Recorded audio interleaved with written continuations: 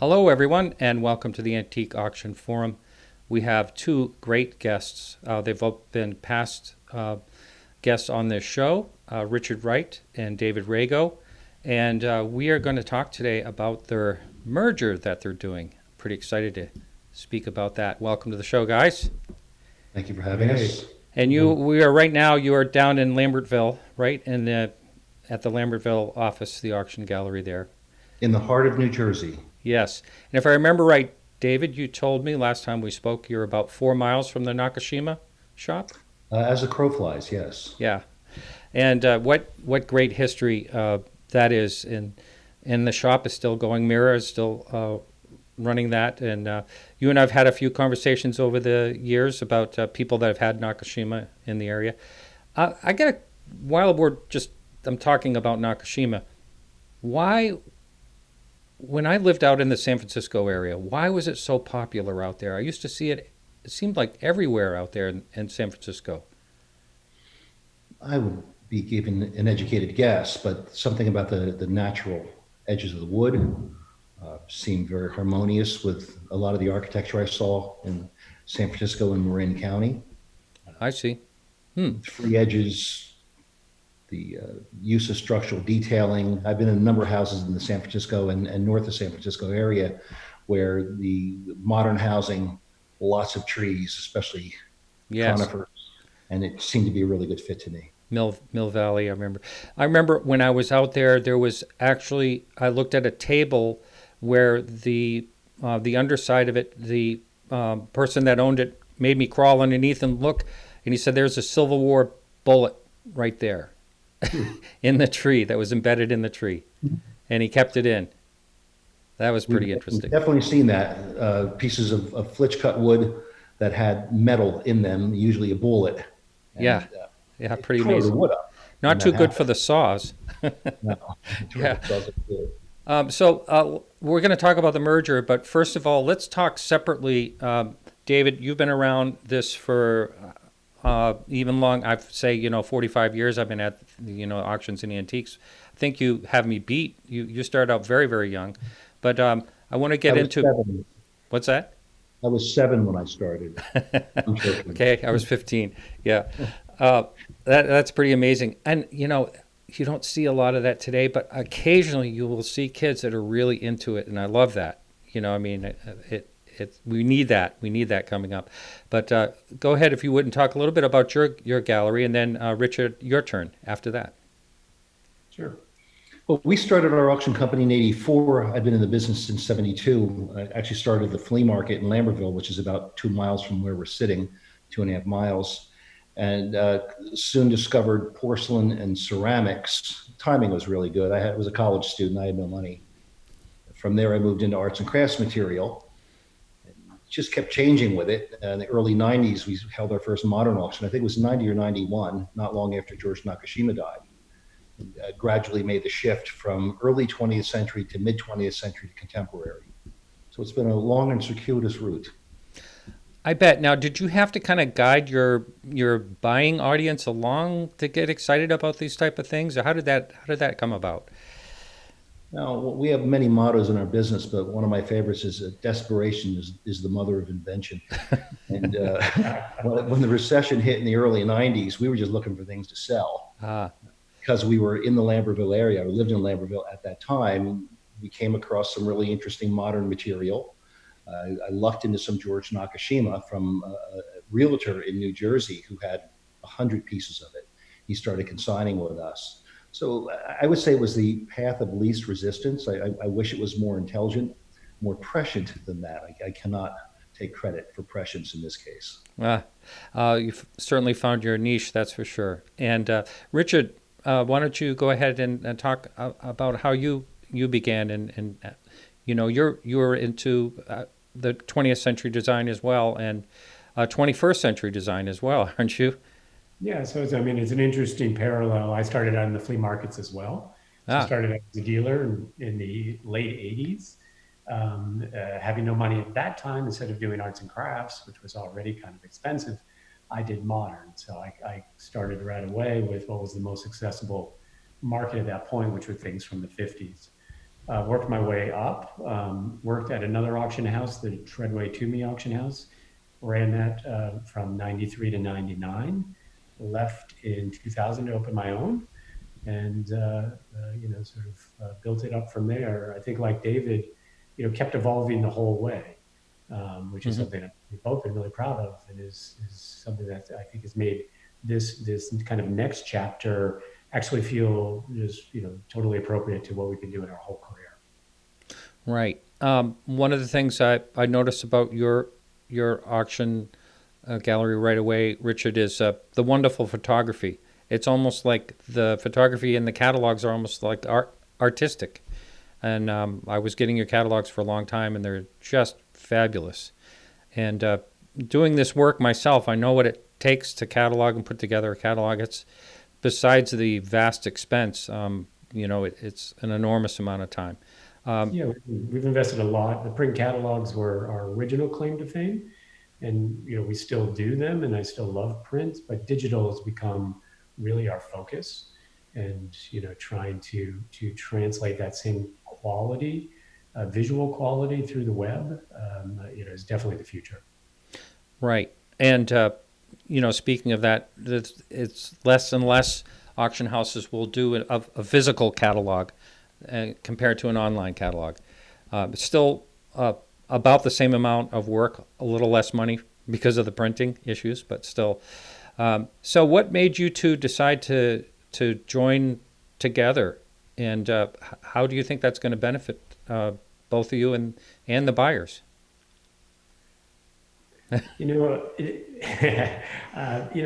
Quite honestly, I think the pressures within the industry brought us together in so much as, it's a very competitive field.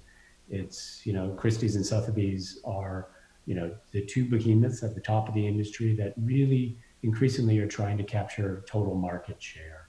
With digitization, you have First Dibs, and you have Christie's and Sotheby's mounting more and more digital auctions, and just again trying to take as much as they can. David came to me. We were friendly competitors, but we weren't. We weren't Respectful. Yeah, respectful. That's good. We actually didn't know each other very well, and we started talking about a year and a half before we actually finally legally merged, which was only in January of this year. And through the process has been really wonderful. I think that we've become friends, and that this natural synergy that we saw really has become apparent. Just in the brief way that we've described the way we rose up through the business. As an auction house, I've invested a lot in process and in photos and in that sort of back of house thing. David has built an incredibly client-facing forward organization where he's here in Lambertville. Tons of people come here. He's really has great outreach, which is me not so much. And the combination of that has actually proven to be wonderful. We thought there'd be, as Richard said, a synergy when we agreed to do this.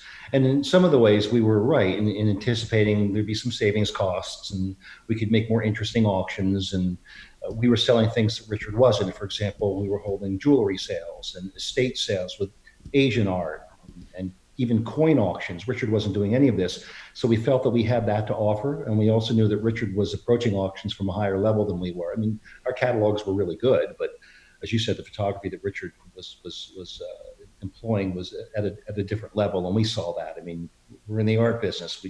Better is better, and it's not hard to determine.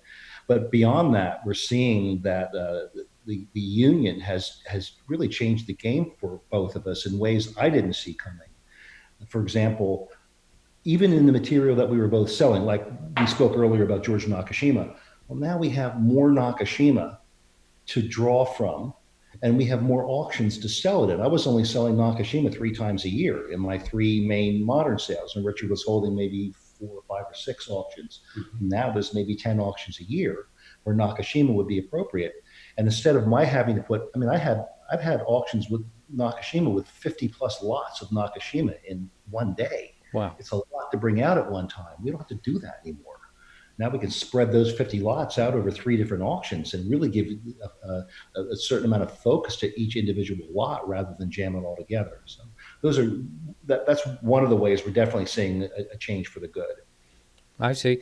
Now, do you have to get involved in shipping between Chicago and Lambertville? I mean, is that happening?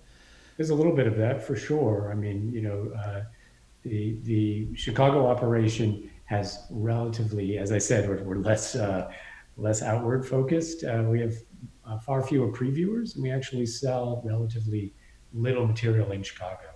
So when we take in consignments to be sold in Lambertville, very often we'll ship things to Lambertville because the preview is very important here. On the Wright platform, we sell a lot to the East Coast anyway, and then so a lot of the property will stay right here in Lambertville. So it's also helped, people that want to consign under the Wright platform, because we're keeping two brands going. So you sort of have two channels that you can choose from. Um, we found that having the East Coast destination is actually additive for our buyers and sellers. I see.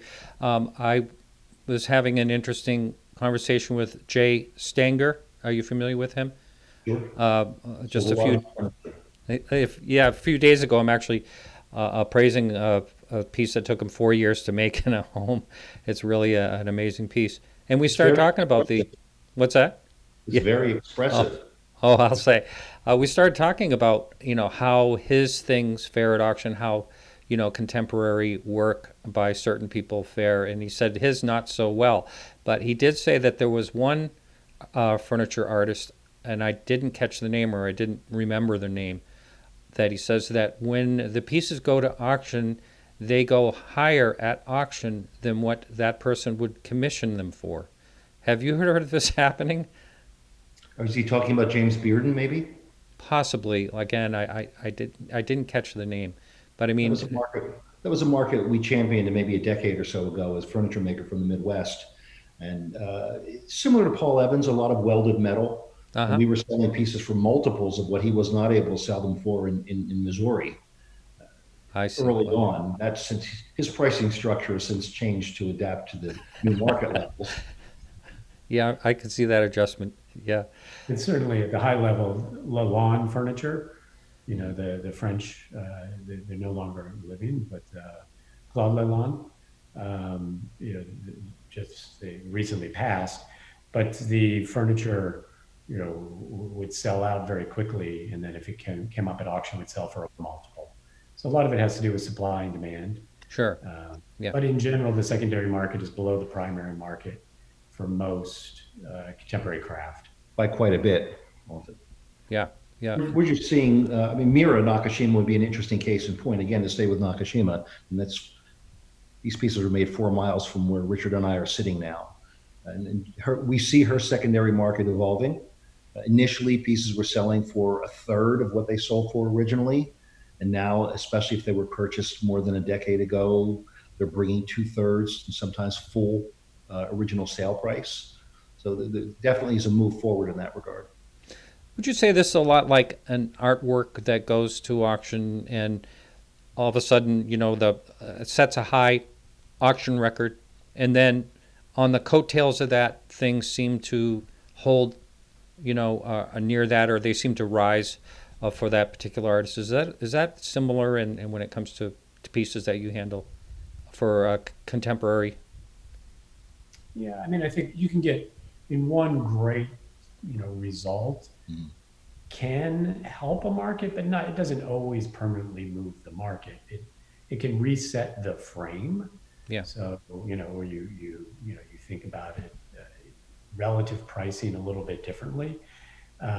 It's always nice when that happens a bit more organically and prices rise over time. Like what David was saying with Mira Nakashima, we've seen, oh, gee, we just had a really nice group and it did a little bit better than some of the material before. And you see that sort of natural evolution, I think, is always healthier for a market than a big spike, Yes. which sometimes maintains, but sometimes it can also kind of As, crash. as my poker teacher said to me after I had a good run at cards, he said, one robin does not a spring make.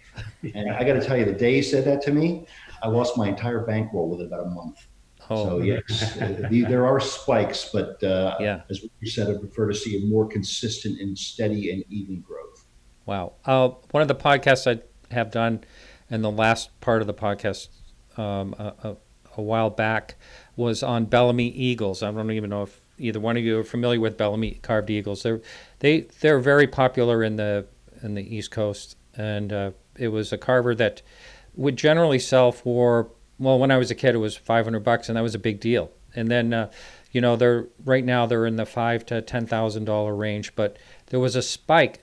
I mean, talk about a spike. Northeast Auctions. Ron Bourgeot had one that went for $660,000 with the Whoa. buyer's premium. And then, so after that, they were selling for six figures for I think 6 months, and then they dropped all the way back down to where they were. I mean, it would have been wonderful to cash in. But you'd see, what happens in that particular case was all of a sudden everyone had a Bellamy Eagle putting it in an auction and flooded the market. They came out of the woodwork. So, I yeah. think it's the important thing to remember. It really is supply and demand. Yes. And many of these markets are driven ultimately by a small number of people at the top. And when they're active in buying, the market can be very strong. But if too many examples, once they have, very few people are going to buy multiples of the same. Once they have, Right. and if it keeps coming, then just the law of economics, the price will drop. I mean, David's seen this in many, ceramics markets with the Natzlers. Mostly seen it in furniture because, as a friend of mine once said, talking about arts and crafts market, you can buy a Gustav Stickley bookcase, or you can buy 40 pieces of pottery to put in it. Once you have that bookcase, and once you have that dining table and that Morris chair, you're pretty much done with that form. Yeah. But if you're a smallest collector, if you're buying Venetian glass or American Giorgio or American ceramics, there's always room for another pot or a piece of glass. Yeah. And so, which I think a lot of people don't consider, is that if you want to get rid of that Gustav Stickley bookcase or that Paul Evans dining table, well, it's a pain in the neck. I mean, you've got to, first of all, find the one you want more. Then you have to find out how to sell the one you've got and find people to come in and take it and carry it and then bring the new one in. And it's a lot of work. You want to change a piece of pottery or a piece of glass that's on that dining table or in that bookcase, you pick it up, you put it in a box, and you send it to someone. Yeah. It's very easy to change these things around. So I think we see less in the way of fluctuations in smalls than we do in furniture. Yeah. Yeah. Very good point. I love dealing with smalls when I'm cataloging and bringing things into auction. It just seems like it's so much better luck than the hit or miss of furnitures. And you just brought up arts and crafts. What is that market like? I haven't really been following. What is a Gustav Stickley pieces? Are they hanging in there in the market, or is it soft these days? Well, it's a difficult subject because it's very close to my heart. I mean, this furniture was made, it's revolutionary. It was made for philosophical and spiritual purpose. It's not just something to sit in. It was meant to transform society from the inside of the home. I can wax about this for a long time. It's very, very powerful. And it's furniture that makes a statement and was effective in what it chose to do for a while. And then when the after Woodstock, hippies started buying it. That's when I got in the market in the early 70s, and it found its purpose all over again. It was a very revolution-oriented society, and the furniture fit. But the problem is that demographic is aged, and this is a group of people that are either not adding or they're downsizing, and the kids haven't really discovered it yet. Our last sale had some very good Roycroft furniture, which is pretty rare, and also highly spiritualized material. And I was on the phone with a new bidder. He was 22 years old, and I said, wow. So we're going to hold a parade for you if you come out here. We're going to have a parade just to show people that somebody your age is buying this stuff. It was very exciting. Yeah. I love the arts and crafts, that whole era of such beautiful pieces. And I never thought about it spiritually, but yeah, a lot of it, I could see why you're going with that. And I was just in a home recently where they had a table they didn't know about. And then they also had, on the third floor, they had hanging lamps.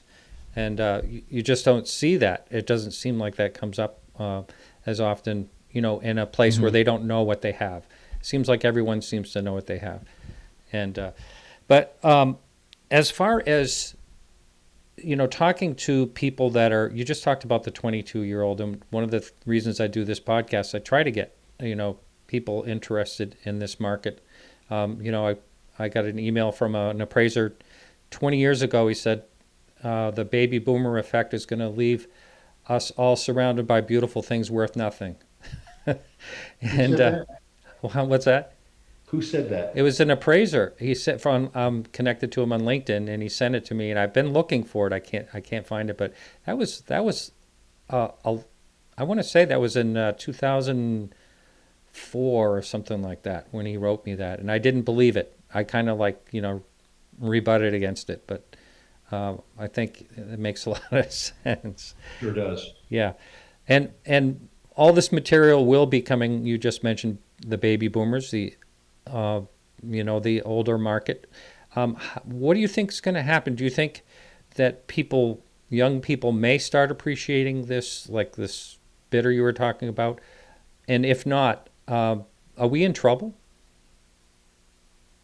I mean, I have a more optimistic view of it. I think that tastes change across generations, and there will be things that were everybody wanted and were in vogue, like Bakelite radios and Bakelite jewelry that just go by the wayside. Salt and peppers, collectors, and all that stuff. Just it's on eBay. It just kind of went down, down, down. The great material of any era translates, and I think that there'll be things that'll be discovered by future generations.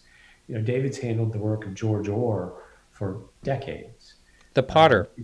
the Potter, Yeah. you Hmm. know, and recently, and he should speak more about this, but in my outside view, the market went up, the market went down, and now a whole new generation of buyers is coming in, and the market's going back up. And to me, that 19th century in many cases, or early 20th century work looks really radical and fresh in this 21st century era, and I think that new people are discovering it. So to me, that's going to make the leap. I think also, if you wanted to buy a nice Gustav Stickley, a really good Gustav Stickley two-door bookcase at the height of the market, say in 2007, that bookcase, a good basic one, was going to be $7,000 to $10,000. And that priced a lot of people out of the market. Now that bookcase might be half that, maybe a little less than half that.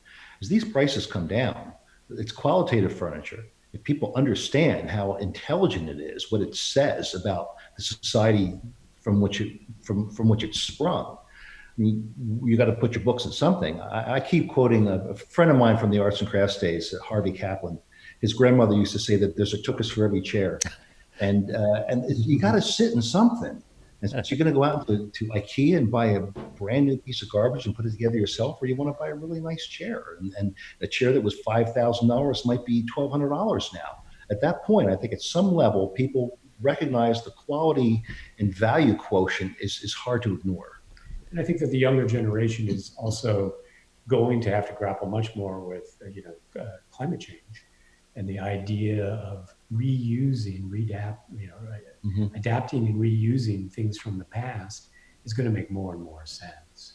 I hope Um, so, because, well, look at the new furniture. First of all, there's such an environmental impact from it, and not only that, um, you know, why would a moving company not move IKEA furniture? Because it doesn't stay together. It's Mm. disposable, and we're in a disposable society. But I'm hoping to see that the trend will go back to the green part of people interested in furniture. I have seen a I it seems to me that I have seen a little bit of a rise of that in the last year or two. That you know, more I've younger seen, people are getting involved. I've seen some good interest in classic American 50s. I've Mhm. dealt Charles Eames my entire career. High water mark for that price wise was probably 2002, three. And then it went down. I've continued to sell it. Part of our investment in our websites and in digitization allows us to reach this younger audience. And I've seen a lot of young people now wanting an original Eames chair, wanting that patina, wanting to feel the real thing. And I think a lot, I think you can spend a lot of time saying millennials aren't going to collect. I think the natural demographic for people to collect are older when they're in their 40s and 50s, and they start to have a more permanent sense. I think that just the appeal of, you see it in the art market, the desire to live with beautiful things is deeply human, and I'm not so worried about that. You know, what those beautiful things are might change, and we will change with it. Or we'll be out of work. We're changing. Yeah, yeah. One of the things, I'll give my opinion and like to hear yours. Is I've met a lot of collectors over the years and had conversations, and one of the things they enjoyed the most was the hunt. Boots on the ground hunt. And now we have the internet, and eBay has certainly changed a lot of things. I wouldn't want to be in the Hummel market, prior to eBay or Roosevelt Pottery or something like that. But do you think that losing the chase, the physical chase, has affected value? And the other side of that coin is a lot of people see something now because of the internet they would have never seen it before. I mean, what are your thoughts on that? Either one of you? I think the chase is still the same. I mean, I think we can pine for the past and think about, I used to pick in Brimfield in those early mornings, watching the sun come up, and the eternal optimism of finding a great piece set out in front of you, and more often than not, that happening before the end of the day, and that was an amazing time. But it's fun. I can geek out looking at auctions in Germany now, Mhm. and looking at weird stuff. Good point. I look at Japanese art from the 70s that you can buy in Japan that is really not very expensive. So the whole world is available to you, and if you get into collecting, then you can actually, you kind of have to raise the bar. If you want Hummels, yeah, you're going to visit a sea of Hummels. But I think it gets you to focus. If you're into like obscure weird stuff, you can find it now. The chase, I mean, I went to Brimfield, this would have been, say, 78. I spent 3 days at Brimfield, and I'm not exaggerating. I filled a Chevy cargo van with about 185 pieces of American art pottery in 3 days. I went back 3 years later, I bought four pieces. So we're talking by 80, that ship had sailed. So the chase didn't end then, it just changed. And as Richard said, now we can shop at an auction in Germany if he wants. But what I think is also the case, and I'll tie Antiques Roadshow into this, when we first started doing Antiques Roadshow in the late 90s, and we're about to start our 25th year doing Roadshow, they'll send us now an appraisal we did 20, 22 years ago to edit it because we're going to reuse it, right? And it's that long. There's two paragraphs. That's what the appraisal was, because people didn't know what they had. So that it could be marked Ruby pottery. They wouldn't know they had a piece of ruby. Well, starting in 2003, 2004, the people come in and they knew, oh, this is a piece of ruby pottery. It was made in 1905, and that's Ruth Erickson's signature, and the last one's sulfur. They had all this information. Well, you should see the appraisal lengths now from the early 2000s on. They're this long because we couldn't just say, oh, that's a piece of ruby pottery made in Boston, Massachusetts. It's worth $2,000. Now we had to tell them what Groovy pottery was. Why was Groovy pottery in Boston, Massachusetts? What happened there that caused this pottery to be created? And how does this piece relate to the other pottery made in Boston at that time? Now you're really telling the story. And what we're seeing is that people are becoming more intelligent. They're really, the ones who are interested are drilling down and understanding the nuances of the material as never before, because this information is on the internet. It's out there. Ah, You want to see what groovy pottery looks like? If you were to spend about 3 hours, you could probably look at about 2,000 pieces of groovy pottery by searching auction websites, seeing what they look like, what they were estimated for, and how much they sold for. That information wasn't available a generation ago. So that's a long answer to your question, but I think, as Richard says, the hunt is changed, and it has favored the people who've changed with it. wow, wow, that's really interesting. And as far as the new collector, someone that is just getting started, what advice would either one of you give them to get started? Well, to David's point, I think what's great is all the information out there actually gives more confidence to new collectors. So I think you can, if you want to start collecting groovy pottery, it's pretty easy to understand whether you're buying an A piece, a B piece, or a C piece, and approximately what you should be paying. And that, transparency and information actually build markets. So in that sense, it's a real positive. It makes it hard for pickers because people do know that information is out there. Yeah. But auction houses have played a huge role in educating the market and building the market. That's true. That's something we're proud of. As far as being harder for pickers, I mean, so I bought what 180 pieces of pottery at Brimfield in 3 days, right? And I made X dollars. I can buy one piece of pottery now and make the same amount of money those 180 would have brought me as profit because the information is that much more nuanced and the market's that much more evolved. So I think that I think it doesn't favor the lazy. If you're willing to do the work and if you're really good at this, this information explosion that we see Yes. benefits the qualitative dealers from qualitative auction houses. Yeah. The only double-edged sword of that is when someone thinks they have something in front of them that is similar, or a reproduction, I mean, that they're they have to learn the school of hard knocks that way. We've seen more of that. Oh yeah. Yeah, we've all done that. Usually we're offered those things in letters that are all caps. Everything's in capital letters. This is the best piece of issue we'll ever see in capital letters. That's when I know immediately that's going to be difficult. Yeah, that's right. That's right. All right. So why don't you give out your information, how people can get, no, one last question. You're still running independent auctions separately, or how does that work? So we are one company with a shared back end, and we're operating two separate brands with selective co-brands, if that isn't confusing enough. So, the history that each of us have built up, and it's a quirky business. There are people that love doing business with Rago. They want to go to Lambertville. This is, they feel really proud of this place, and they personally love David because he's been doing it so long. Yeah. Then Wright has a different, sort of association. So we're able to draw the best of both of our individual brands.